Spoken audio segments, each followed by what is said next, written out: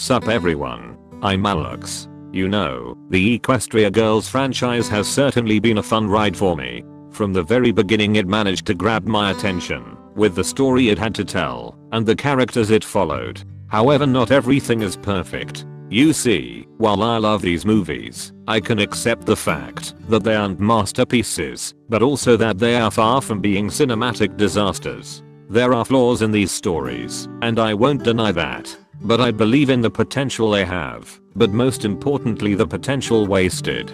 Among all the 4 original movies, there is something in particular that doesn't feel right about the first Equestria Girls and its characters. And that's what I'm here to talk about. Now, before continuing, I want to make something clear. I know this one in particular is criticized by the huge amount of plot holes and cliches it has, which it definitely does. But that's not the case. I'm not here to rant about the logic issues in the story. That's something I could do in a future video. So without any further ado, let's begin. Looking at this movie, it's clear that Twilight Sparkle and Sunset Shimmer are the faces of the story. The protagonist and the antagonist. They are the ones who create the conflict and essentially drive the plot forward. However, they also go through their respective character arcs. And here's where things get complicated. Starting off with Twilight.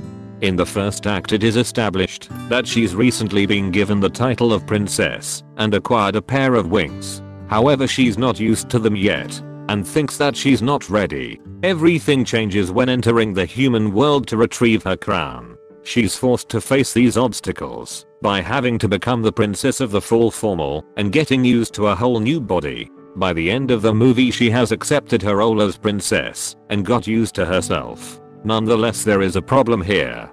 The process. While yes, Twilight ends the story completing her arc, the movie completely skipped the whole development entirely. She seems to have magically learned to run and dance in a couple minutes without an explanation. There is no scene where she's shown to be getting better.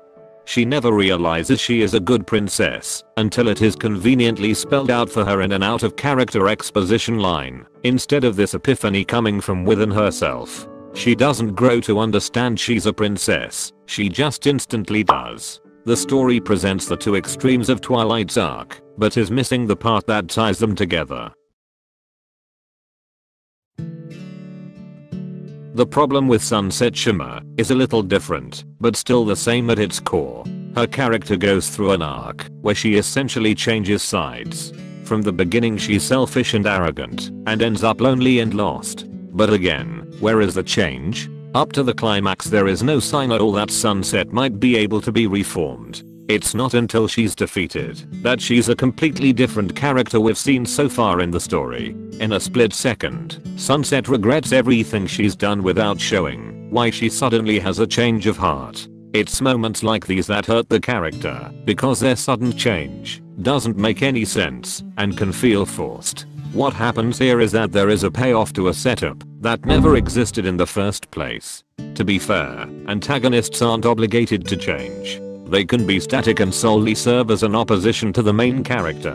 But this isn't the case. Sunset's change is intentional, but poorly executed. Later movies handle her character pretty well, but this first one has a hard time at it.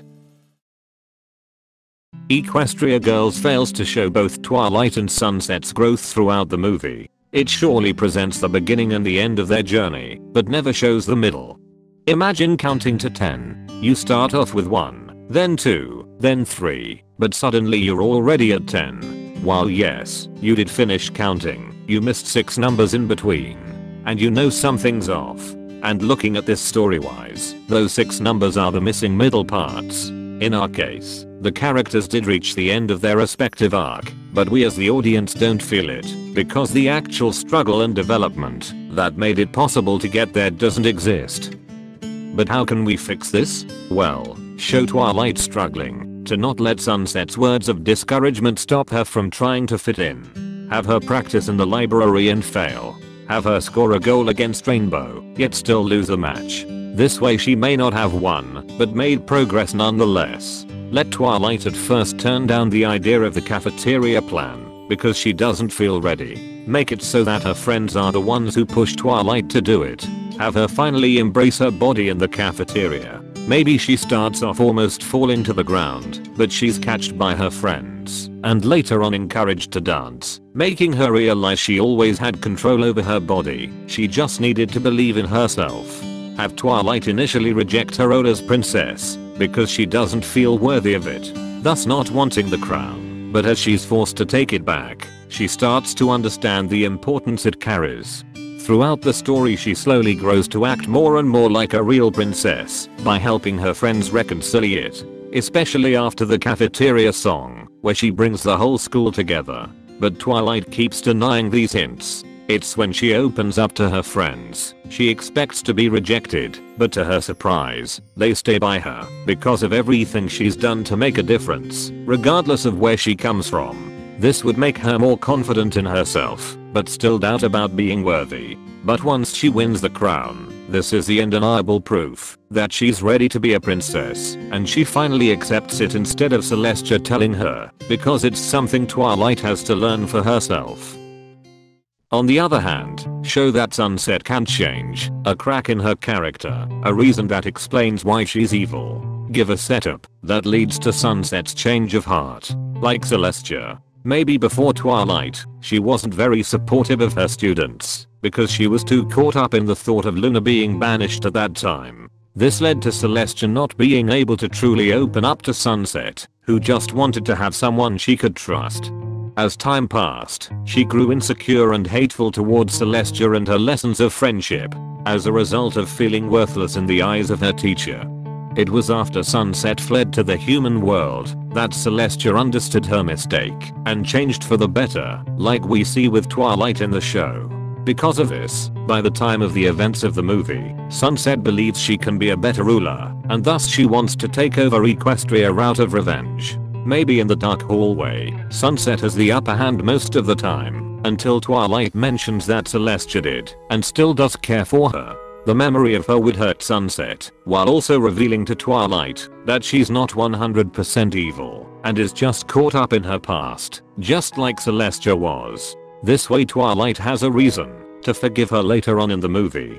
Have Sunset reject this at first, although she starts considering the possibility of it being the truth. As Twilight keeps winning over the school, Sunset gets more desperate and starts doubting her ideals, consequently making her revenge slowly fall apart. Make her lose her mind, not wanting to accept that Celestia's teachings of friendship were right, but still hesitate.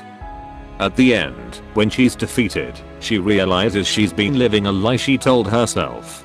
Twilight now sees the true and vulnerable Sunset, the one she saw hints of in the darker hallway, and decides to help her. Seeing someone finally reach out to her, Sunset takes Twilight's hand.